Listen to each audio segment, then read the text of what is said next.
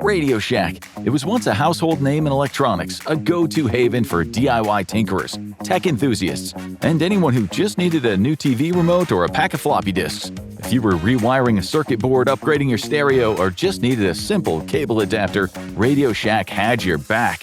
But then, silence. The shelves emptied, the stores closed, and the brand that once stood at the center of the tech revolution slowly faded into static. So what happened? What caused the years-long decline that led to RadioShack's eventual bankruptcy and disappearance from the mainstream?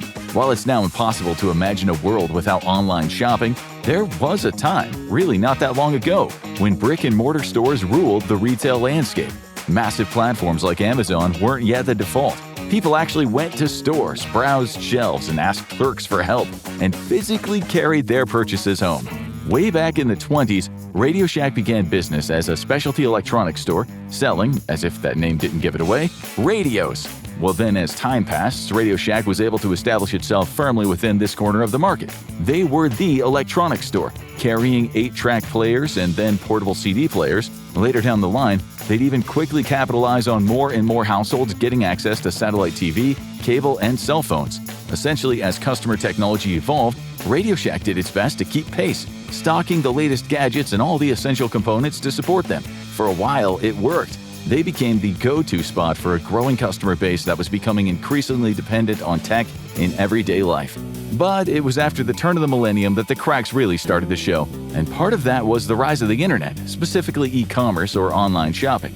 RadioShack were caught unprepared when it came to the fierce competition from online outlets, and as technology only continued to evolve and e-commerce became more prevalent on the internet, RadioShack failed to adapt to this new retail status quo.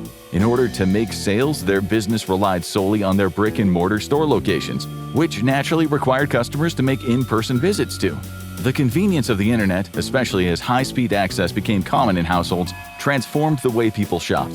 Consumers can now find exactly what they needed without ever stepping outside.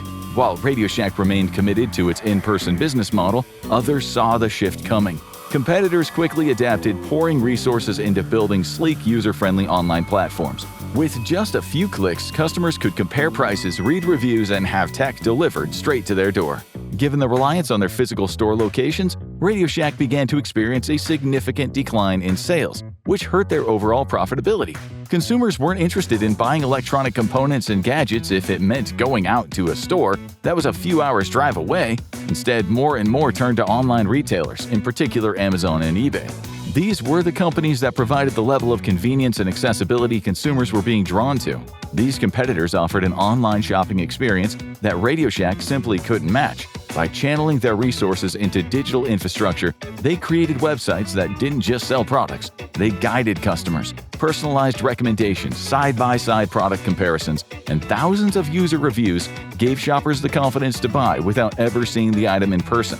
It wasn't just convenient, it was smarter, faster, and more tailored to the individual. Meanwhile, RadioShack remained anchored to its brick-and-mortar roots, focusing on physical stores and neglecting the rapidly growing audience of online shoppers.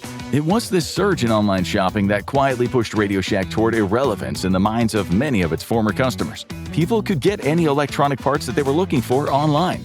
It bypassed the need for visiting a RadioShack, and for many customers, if a local store had suddenly shut down, they wouldn't have even noticed. Add to this the simple fact that, generally speaking, most products were cheaper online and could be delivered anywhere in the US, and consumers had even more reason to ditch brick-and-mortar stores altogether. Even for someone set on visiting their local RadioShack, maybe a customer less comfortable navigating the internet, the experience often led to frustration. Their ability to buy the item they needed depended entirely on that store's limited inventory. If they don't have something in, then the customer's entire trip to the store was a waste of time. All of this resulted in a seismic shift throughout the retail landscape, especially in the world of tech retail.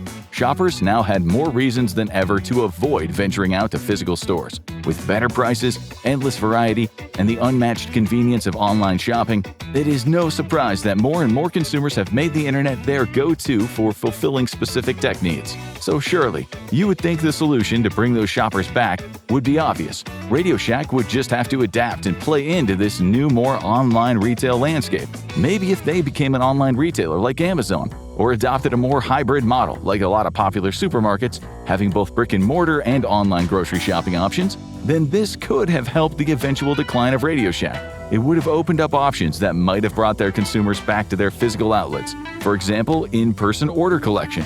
But as things played out, they simply failed to adapt. Relying on in-person stores started to hinder the company, especially when it came to the cost of keeping the doors open across their network of stores. And on top of that, it's not like the advancements in technology started slowing down either, they only sped up.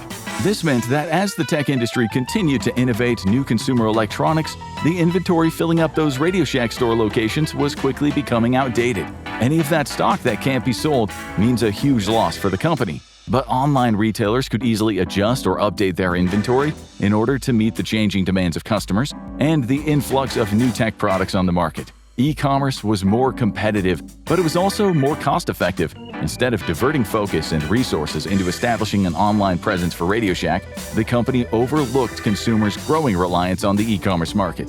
And by avoiding changing with the times, RadioShack's lack of presence on the internet kept them cut off from reaching a wider consumer base. Even when they did eventually establish an online storefront, RadioShack's website didn't have any of the ease of access functions that consumers wanted and were used to.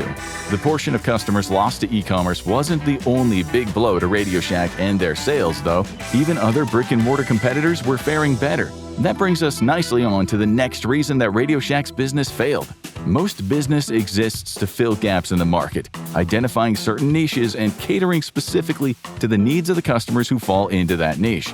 It's a case of supply and demand, a principle that is familiar to all forms of businesses, especially those within the retail market. RadioShack was no different. Beyond just being a store specializing in selling electronic devices and the latest technology, they also offered components for those looking to repair and maintain their devices themselves. That was their niche, their gap in the market, and for a time, they were the biggest ones filling it. One of RadioShack's unique qualities was catering to the consumer base of do-it-yourself electronics, from hobbyists to professionals specializing in repairs. But one of the most nearsighted things a business can do, after identifying its niche, is assuming that it will remain a gap in the market in perpetuity. Much like the opportunities RadioShack missed by not establishing themselves online, they also failed to recognize that as technology improved, their consumers wouldn't need to do it themselves anymore. The need for at-home repairs gradually became lessened by longer-lasting electronics. And as consumers started to be less interested in DIY electronics projects, RadioShack still continued to sell the same components and the kits that they always had. As the DIY electronics market declined, it of course left RadioShack with fewer customers. Technology was becoming not only more advanced, but far more mainstream. Just compare how easy someone who grew up in the 2000s can solve an issue on a home computer than someone who came up in the 70s.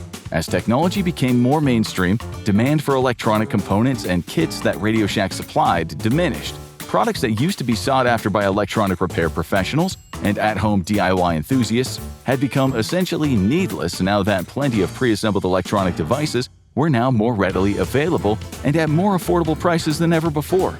This change within the market led to fewer do-it-yourself electronics enthusiasts. And since they made up such a significant portion of customers for RadioShack, their decline meant the company also began to dwindle. Once again, there was an easy way RadioShack could have avoided their downfall if they'd been more willing to adapt. Identifying the market was changing and that their existing niche customer base was getting smaller would have been the first step. You've got to realize the ground is shrinking beneath your feet before it's not there anymore. Recognizing these changes could have given RadioShack a fighting chance. With a clearer view of a shifting landscape, the company might have pivoted, reworking its business model to meet customers where they were heading, not where they had been. So how do you do that? Well, an easy way to do that would be by diversifying the products a business is offering. This is especially common in the world of technology and entertainment. People aren't listening to music on tapes anymore? Well, time to start selling CDs. VHS isn't the standard format for at-home movie releases. Time to move to DVDs and later Blu-rays. The companies that can anticipate these changes and adjust their business models accordingly are the ones who tend to survive longer. Instead, RadioShack continued to bet on a losing horse, expecting they'd still be able to get by the way they always had, by selling more traditional electronic devices and components. By failing to recognize the shift consumers were making toward newer technology, RadioShack missed a crucial opportunity to realign its product offerings. They couldn't adapt quickly enough to capitalize on the change in demand. And that is the brutal truth about supply and demand. Having shelves full of inventory does not matter if no one wants what you're selling. Stocking outdated gadgets and obscure components might have worked in the past, but in a world moving faster every day, clinging to old supply just meant being left behind. Even making the necessary changes in response to a changing market doesn't guarantee business success either. RadioShack did make some strategic shifts in their product offerings in response to some market changes.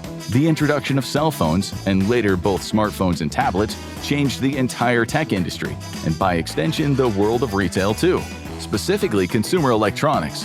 Given just how quickly these devices became everyone's primary method of communication, customers would need businesses that catered to their changing technological needs. In the early 2000s, RadioShack did actually make this necessary pivot towards selling cell phones and relevant accessories. But they weren't exactly well prepared for the ways this change in the market would disrupt their business model. It was definitely a lucrative move for RadioShack to start tapping into the growing market of cell phones, at least for a time. Cell phone sales made up around half of their overall sales by 2014, thanks in part to a high concentration of those products. But yet again, having the supply doesn't mean demand will stay constant, or even the same. Despite accounting for over 50% of their total sales, cell phones were generating pretty poor profit margins for the company. On top of that, in 2007, Apple's iPhone was introduced into the cell phone market, dramatically changing what consumers were looking for. Now, smartphones were an option, even if they were a slightly more expensive option.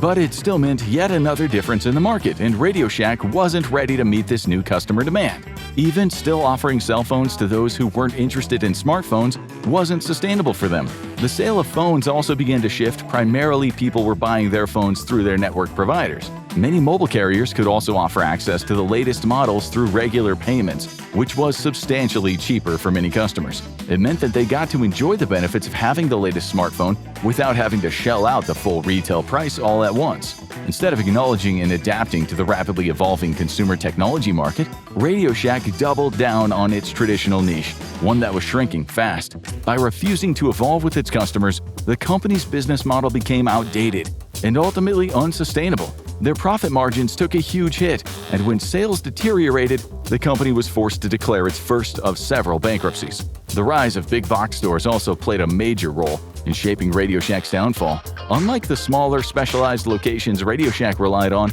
big box stores are massive retail outlets, typically operated by a single company as part of a nationwide chain. They're not malls filled with multiple retailers, but self-contained giants, and they offer everything under one roof. Think Walmart, Target, Costco, Sears, or Barnes & Noble, companies that could stock electronics, appliances, books, groceries, and more, all at competitive prices. The proliferation of these big box retailers offered consumers a massive amount of convenience. Big box outlets are able to offer a wide array of products, from groceries to gardening tools, all within a singular location, making for an easy one-stop shopping experience.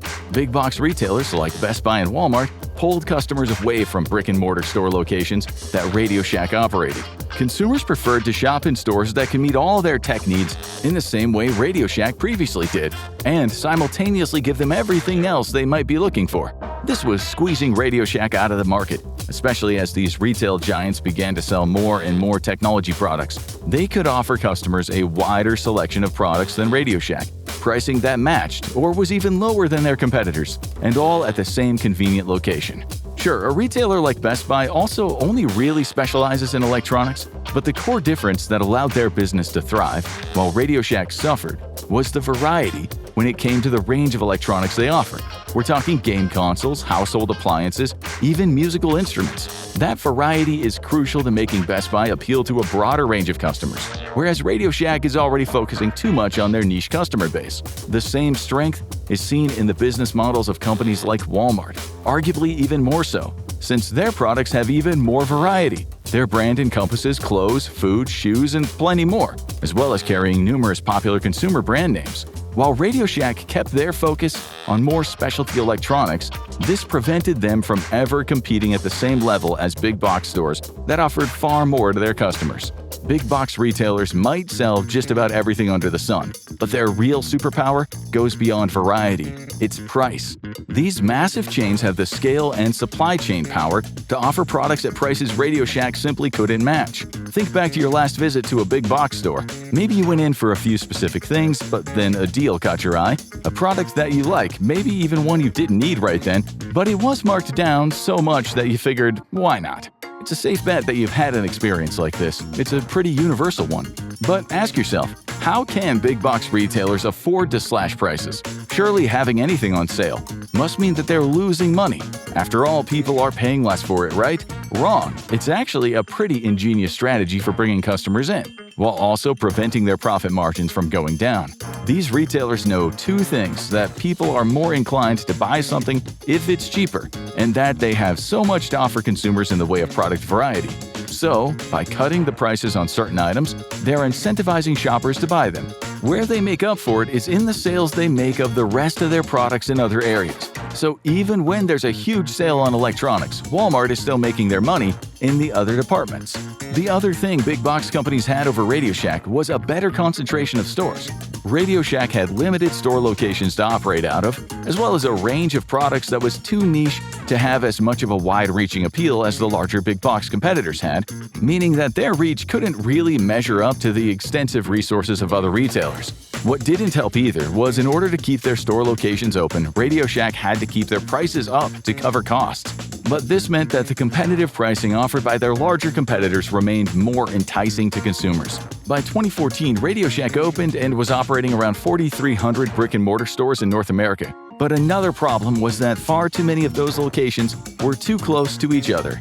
There were 25 RadioShack stores near Sacramento, California, all within a 25-mile radius of each other. Over in Brooklawn, New Jersey, there were 7 stores that were all within 5 miles of each other. Having too many store locations crammed into overlapping areas created another major problem for RadioShack. Not only did it dilute their profits, spreading customer traffic thin across too many outlets, but it also led to serious inventory issues. The competition was already far ahead of RadioShack when it came to the wider selection of products and affordable pricing that they offered to consumers. It was steadily becoming more expensive for the company to keep so many stores open, especially those with insufficient inventory. A big part of their problem was that RadioShack were used to selling their electronics at a rate that was profitable for them, but costly for their consumers.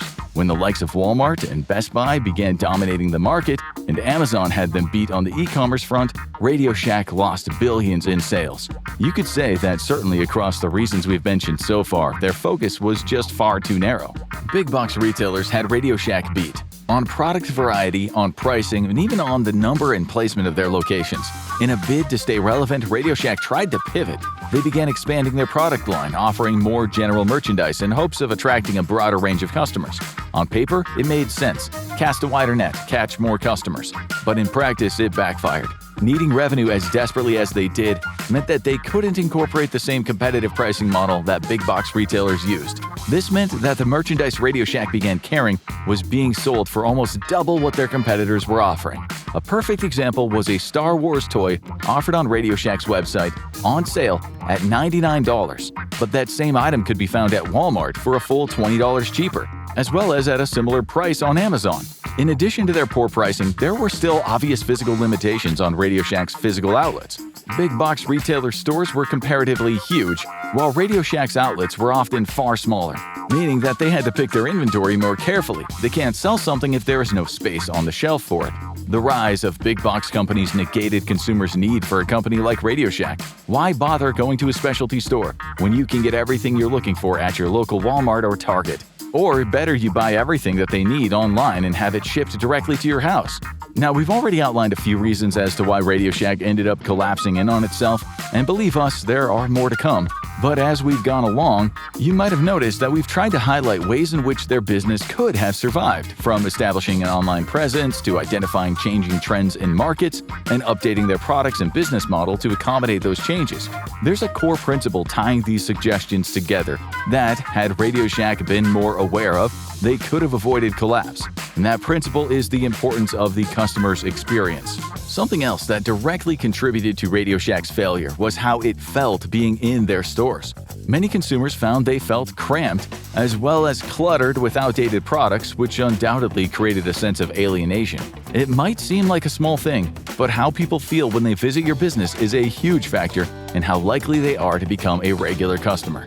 and that extends as much to the business's practices as it does to the layout of their stores. Experience is about more than feng shui. It's everything from the convenience the retailer offers to the pricing and variety of their products. Of course, you can't just wish a better experience for customers into existence. You have to invest in ways to make that happen. A great way many companies get a sense for what's important to consumers is focus groups, inviting members of the public in to talk about what draws them to a business. Retail industry experts and consumers have been speculating on the possibility of seeing RadioShack being revived somewhere along the line. After all, their recognizable brand name still carries some sense of nostalgia among those old enough to remember the company's heyday. But a resurrection from beyond the grave would only be possible if RadioShack was able to completely overhaul its business model. That means getting a better understanding of what consumers want and investing in factors that improve the customer's overall experience. It also needs to be flexible, adapting to new trends or changes within the market. It's a delicate balancing act, but it's one that the competition seems to have managed to maintain, although it would take a seriously savvy management team to pull it off. And that brings us to one of the biggest reasons, if not the biggest, that RadioShack failed.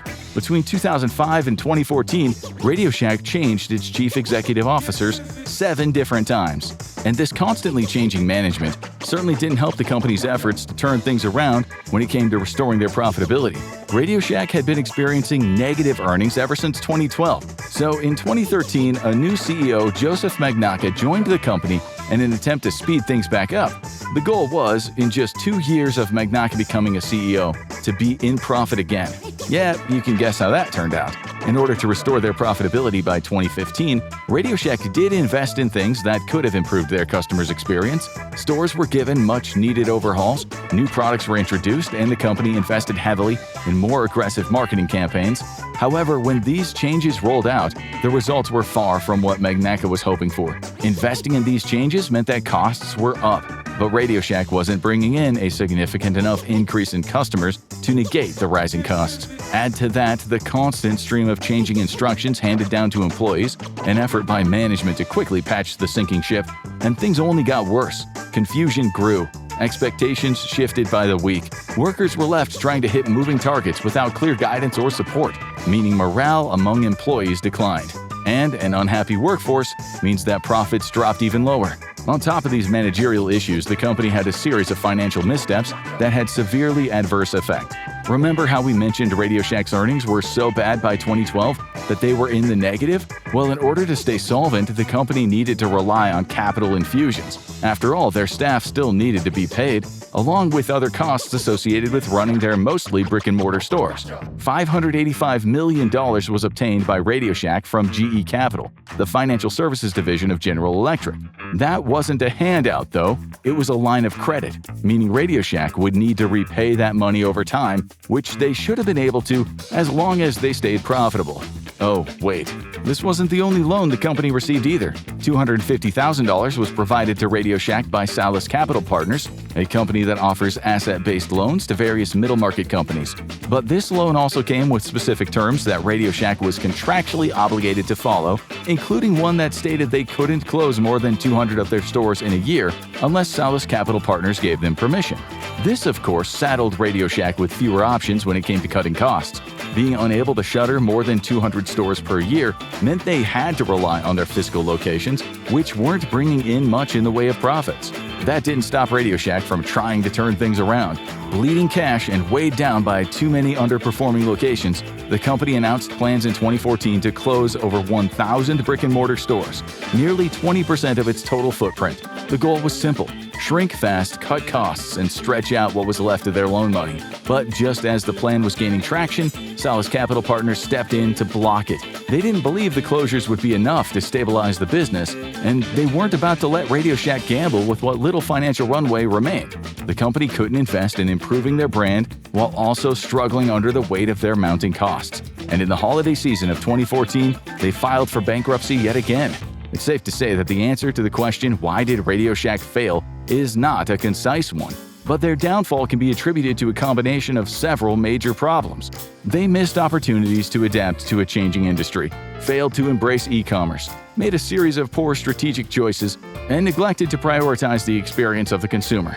Other retailers, and especially consumer technology companies, can at least look at RadioShack's downfall and see several reminders of what not to do. Competitors who now dominate the tech retail market never let the advancement of technology outpace them. They allowed for changes and evolution within their business models so that they can stay ahead of the curve. Understanding the importance of industry changes and emerging trends has not only allowed these businesses to adapt these changes in a timely manner, but also teaches them how important it is to anticipate shifts within the overall market. A business that stays the same for too long is like someone who can't swim getting surrounded by sharks, dead in the water. RadioShack couldn't tune in to what customers wanted, and now a certain coffee giant is brewing up its own problems. Find out the real reason Starbucks is failing, or click on this video instead.